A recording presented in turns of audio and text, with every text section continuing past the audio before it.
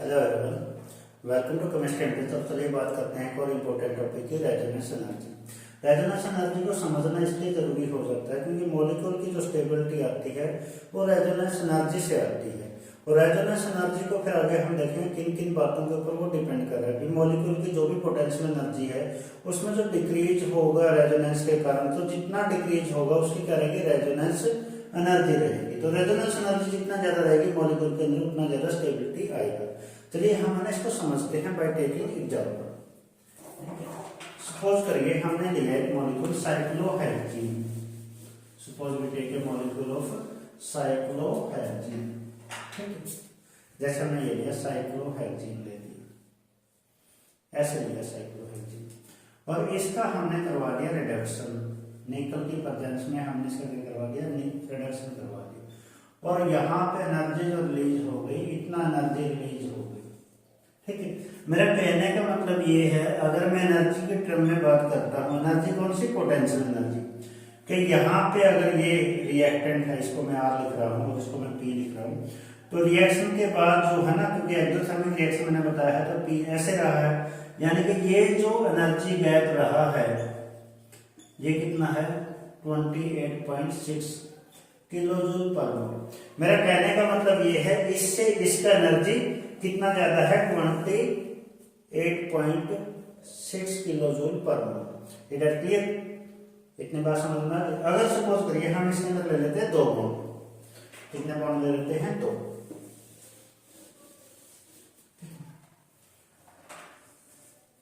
Suppose करिए हमने 2 bond ले लिए, ये 2 बॉन्ड है। अब कितने हाइड्रोजन के मॉलिक्यूल लगेंगे, 2 मॉलिक्यूल, और यहाँ पे फिर से क्या बन जाएगा, ये बन जाएगा।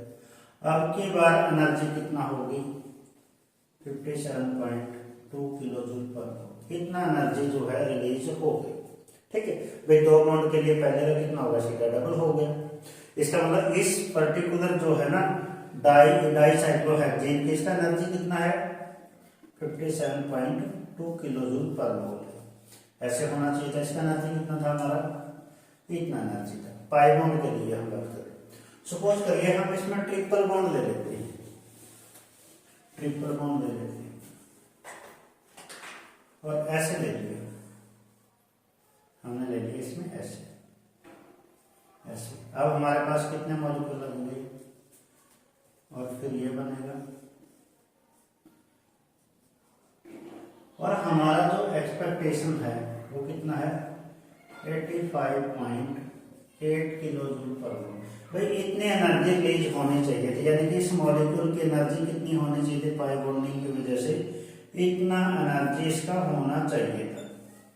क्योंकि जैसे ही एनर्जी रिलीज होगी तो ये तो क्या बनेगा, प्रोडक्ट, ये क्या बनेगा, रिएक्टेंट। और रिएक्टेंट से मेरा कहने का मतलब ये है कि रिएक्टेंट हाई एनर्जी पे है, प्रोडक्ट जो है लोअर एनर्जी पे है। जैसे फॉरवर्ड डायरेक्शन में रिएक्शन चल रही है, तो रिएक्शन कैसी है, एक्सोथर्मिक, मतलब इसका एनर्जी इतना है, उसका फिर से ग्राउंड लेवल पे उससे कम है। It is clear? अब ये हमारा एक्सपेक्टेशन था, क्या था, एक्सपेक्टेशन। हमने ऐसा सोचा था कि इतना एनर्जी इसमें रिलीज होगा, लेकिन अगर हम बात करते हैं रियल में एनर्जी कितना रिलीज हुआ इसका, रियल में जो एनर्जी आया, एक्चुअल जो एनर्जी हमें मिला वो मिला हमें 49.8 किलो जूल। मतलब इस मॉलिक्यूल का हमने इतना एनर्जी एक्सपेक्ट किया था होगा, लेकिन हमें मिला कितना, इसका एनर्जी इतना मिला। मतलब हमारा जो एस्टिमेशन था बेंजीन के बारे में, ये बेंजीन मान लीजिए, बेंजीन मान लीजिए, बेंजीन है ये, हमें कितना सोचा था, 85 इतना एनर्जी हमने सोच रखा है, लेकिन मिला क्या, मिला हमें इतना एनर्जी, कितना, 49.8 किलो जूल। ये एनर्जी हमें एक्चुअल में इसका मिला। अब कमी कितने की आई है, इन दोनों का अगर हम डिफरेंस देखें, सपोज करिए आप ये डिफरेंस कर रहे हो, यहाँ से यहाँ तक डिफरेंस की बात कर रहे हो, तो डिफरेंस कितना आया, 36 किलो जूल पर मोल के हिसाब से इतना। ये जो डिफरेंस है, मॉलिक्यूल की जो ये एनर्जी कम हो गई है, इसको हमने कहा है रेजोनेंस एनर्जी। क्या हो गया, कहा हमने, अगर मॉलिक्यूल के अंदर जो है रेजोनेंस हो रही है और उसकी वजह से एनर्जी कम हो गई है, तो हमने उसको बोला है रेजोनेंस एनर्जी। तो बेंजीन में क्या था, अलग फैक्टर ये था ट्रिपल बॉन्डिंग में कि ये सब कॉन्जुगेशन कर करके रेजोनेंस कर रहे थे। रेजोनेंस कर रहे थे तो मॉलिक्यूल का जो इतना एक्सपेक्टेड एनर्जी था वो इतना रह गया, और जितना ये एनर्जी आया है इसको हमने क्या बोला है, रेजोनेंस एनर्जी। अब मैं अगर ऐसे कहूं कि कोई और मॉलिक्यूल है, फिर कोई और मॉलिक्यूल है, सपोज करिए कि इसमें है ना ये वाली वैल्यू, जैसे जैसे ये वैल्यू बढ़ता जाएगा तो आप क्या बोलोगे, उस साइड जा रहे हैं ना हम, तो मॉलिक्यूल की एनर्जी तो कम हो रही है और रेजोनेंस एनर्जी क्या होती जा रही है, बढ़ती जा रही है। तो हमने यही तो पढ़ा है एनर्जी का स्टेबिलिटी के साथ रिलेशन। जैसे स्टेबिलिटी को अगर मैं ऐसे लिखूं, stability directly proportional inversely proportional किसके है, एनर्जी ऑफ मॉलिक्यूल के। भाई मॉलिक्यूल का जिसका जितना ज्यादा एनर्जी रहेगा उतना कम उसका क्या रहेगा, स्टेबिलिटी रहेगा। लेकिन अगर मैं यही बात रेजोनेंस एनर्जी के लिए लिखना चाहूं तो मैं कैसे लिखूंगा, भाई स्टेबिलिटी जो भी रहेगा वो डायरेक्टली प्रोपोर्शनल रहेगा रेजोनेंस एनर्जी के, क्योंकि जब रेजोनेंस एनर्जी बढ़ेगा तो मॉलिक्यूल का एनर्जी ऑटोमेटिक क्या हो जाएगा, कम हो जाएगा, और मॉलिक्यूल का एनर्जी बच्चों जैसे ही कम होगा तो मॉलिक्यूल के अंदर क्या आ जाएगी, स्टेबिलिटी आ जाएगी। इसको आप दो टर्म में कह सकते हैं, अगर मॉलिक्यूल के अंदर रेजोनेंस है तो जितना ज्यादा उसका रेजोनेंस एनर्जी है उतनी ज्यादा उसकी क्या है, स्टेबिलिटी है।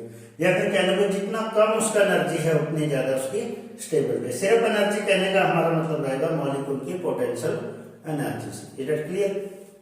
अब बात करते हैं कौन कौन से फैक्टर इफेक्ट करते हैं रेजोनेंस एनर्जी। ठीक है, रेजोनेंस को पढ़ना बड़ा जरूरी है सारा का सारा। एक आध अगर बीच बीच में से आप पढ़ोगे तो थोड़ा सा दिक्कत ये आपको करेगा। अब देखते हैं फैक्टर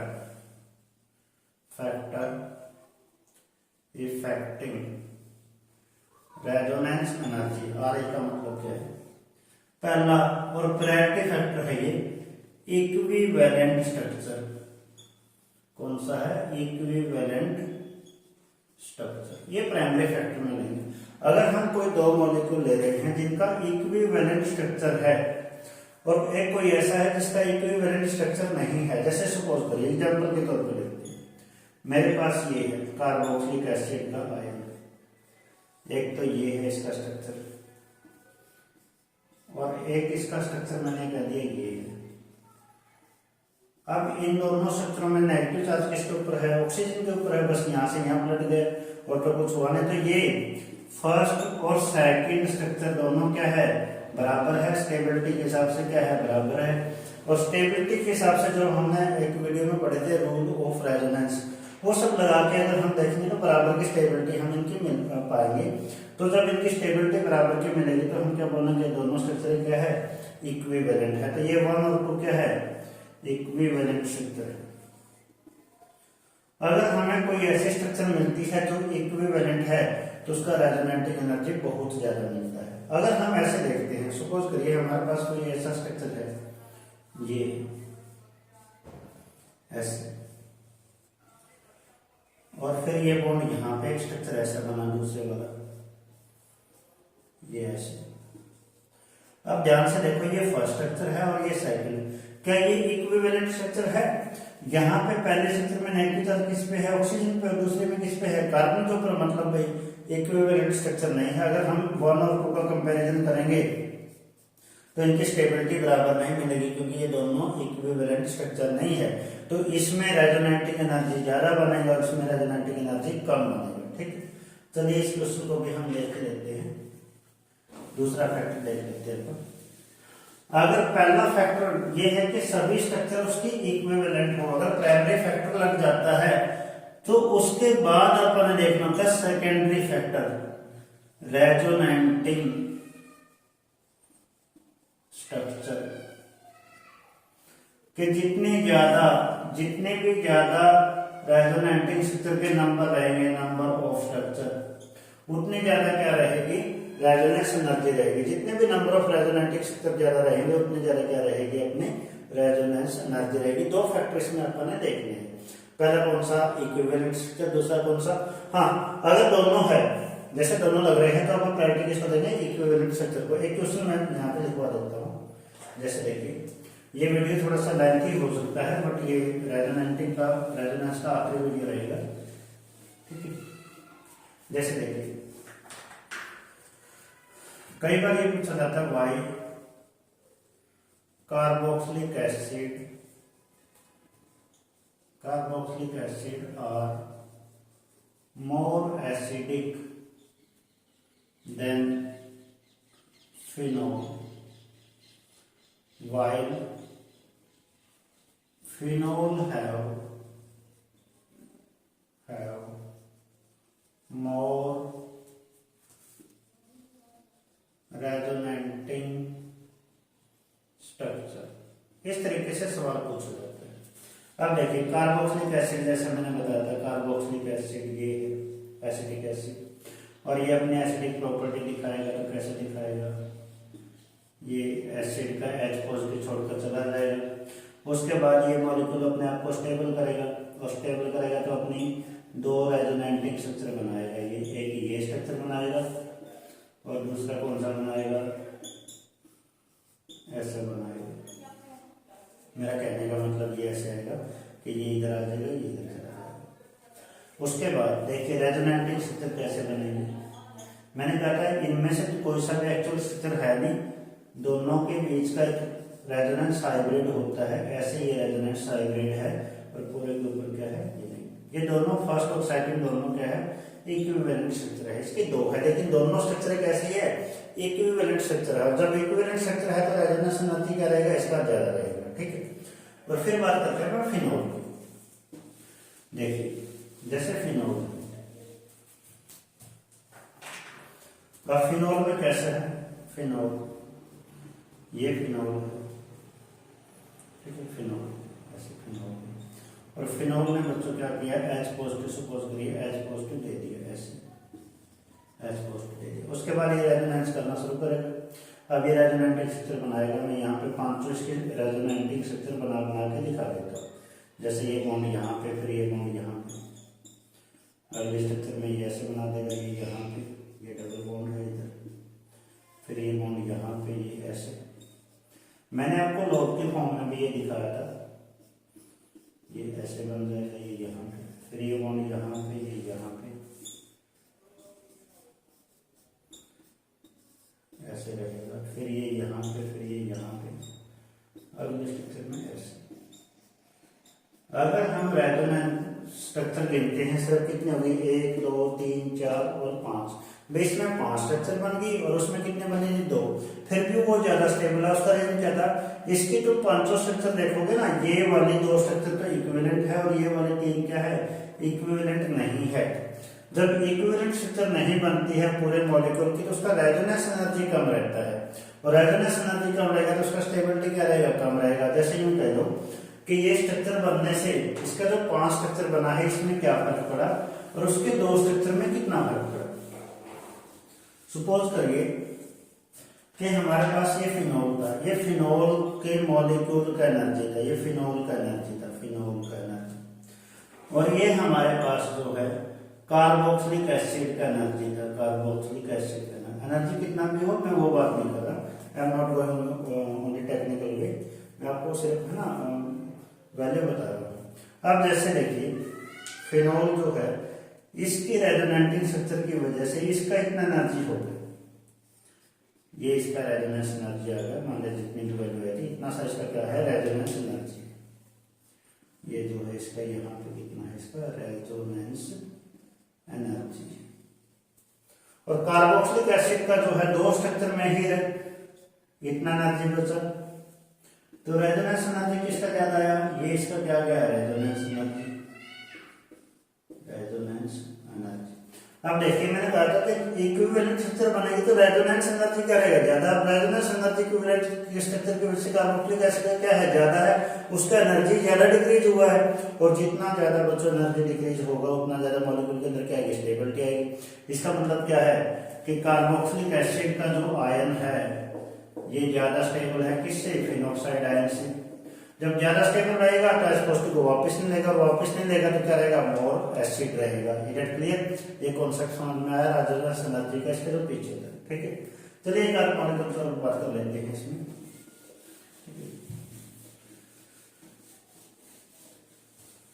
देखिए कई बार ये पूछा जाता है, जैसे ऐसे पूछ दिया रेजोनेंस में कि हमारे पास ये है, चलिए ये है ऐसा,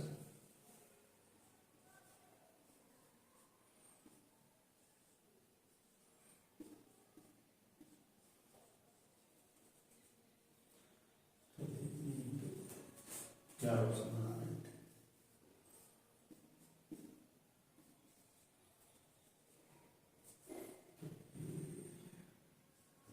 कोई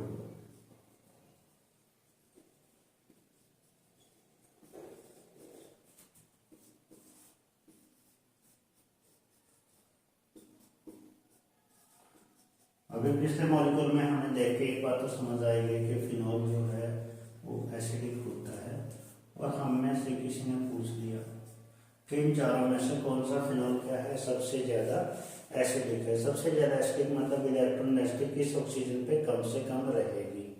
अब देखिए पहले बात तो ये कि इन सभी में से ये वाले सारे कैसे हैं, इंडक्टिव इफेक्ट के हिसाब से इलेक्ट्रॉन डोनर है, तो ए तो सबसे ज्यादा है, इसमें तो कोई डाउट है नहीं, क्योंकि इलेक्ट्रोनेगेटिव आएगी तो क्या करेंगे, ये बताइए क्या करेंगे, इलेक्ट्रोनेगेटिव ऑक्सीजन पे बढ़ाएंगे। अब कैसे कैसे बढ़ा रहे हैं ये हम देखते हैं, एक स्ट्रक्चर बना के देखते हैं।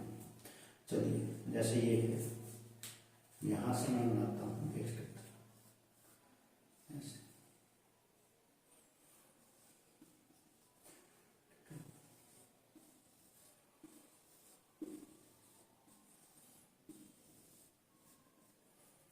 ये स्ट्रक्चर है इसका, और यहाँ पे इस कार्बन के ऊपर लगा है ये ऐसे ऐसे लगा है CH3, इस मॉलिक्यूल का ये स्ट्रक्चर है। अब मेरी बात सुनिए कैसे ये चल रहा है। अब देखो यहां से ये जो मॉलिक्यूल है यहां से इंडक्टिव इफेक्ट तो चल ही रहा है, नो डाउट इंडक्टिव इफेक्ट तो चल रहा है, लेकिन यहाँ पे एक और इफेक्ट बनेगा हाइपर कंजुगेशन का। कैसे, ये कौन सा बॉन्ड है सिग्मा, और ये कौन सा है pi bond, sigma two pi star चलेगा। जब ये इधर जुड़ेगा तो यहाँ पे कैसे चार्ज चाहिए, इसको यहाँ पे जुड़ने के लिए कैसे चाहिए पॉजिटिव, और यहाँ पे क्या बढ़ाएगा ये नेगेटिव। जब नेगेटिव है तो नेगेटिव नेगेटिव में क्या करेगा, रिपल्सन करेगा, तो यहाँ पे इलेक्ट्रोनेगेटिविटी क्या हो जाएगी, काफी बढ़ जाएगी। मेरी बात समझ गई, यानी कि ये वाला इफेक्ट जो है ये कौन सा दे रहा है, प्लस हाइपर कंजुगेशन का इफेक्ट दे रहा है, प्लस में प्लस आई इफेक्ट दे रहा है। दोनों की वजह से यहाँ पे काफी इलेक्ट्रोनेगेटिविटी बढ़ा रहा है। जब इलेक्ट्रोनेगेटिविटी बढ़ेगी तो एक्सपोस्ट का निकलना क्या हो जाएगा, मुश्किल हो जाएगा, और फिनोल क्या हो जाएगा, वीक हो जाएगा। जब यही मॉलिक्यूल यहाँ पे लगेगा, यहाँ पे इस पोजीशन पे, यहां से जब ये चलेगा तो ये प्लस एच इफेक्ट नहीं दे पाएगा, यहाँ पे सिर्फ कौन सा देगा, ये प्लस आई इफेक्ट देगा। और यहाँ पे जब लगेगा तो आई इफेक्ट मैंने बताया था सिर्फ 4 वोल्ट तक होता है, तो क्या देगा, प्लस हाइपर कंजुगेशन का इफेक्ट देगा। इसका मतलब ये है कि इलेक्ट्रोनेगेटिविटी ए पे सबसे कम है, फिर किस पे है, सी पे, फिर किस पे है, डी पे, और सबसे लास्ट में कौन आएगा, पी आएगा। ये रहेगा इसका order of acidic strength, order of. तो बच्चों आपने जिसका प्रैक्टिस करना है वो मैं क्वेश्चन लिख देता हूँ, जो भी आपको ना समझ में आए, ठीक है, उस वो आप मेरे से पूछ सकते हैं, मैसेज करके भी पूछ सकते हैं, ठीक है। क्वेश्चन में रेजोनेंस के लिए बहुत सारे लिख रहा हूँ, ठीक है। आपने बताना है कि किसमें कैसे काम चलेगा। जैसे देखिए पहला question, find out stability of carbocation. Carbocation का स्टेबिलिटी बताना है, ऐसे लिख दिया है हमने, ठीक है। यहाँ पे CH3,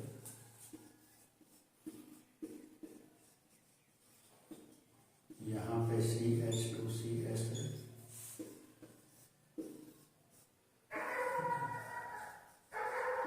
चलिए इसको कैसे बोलने में लिख लेते हैं,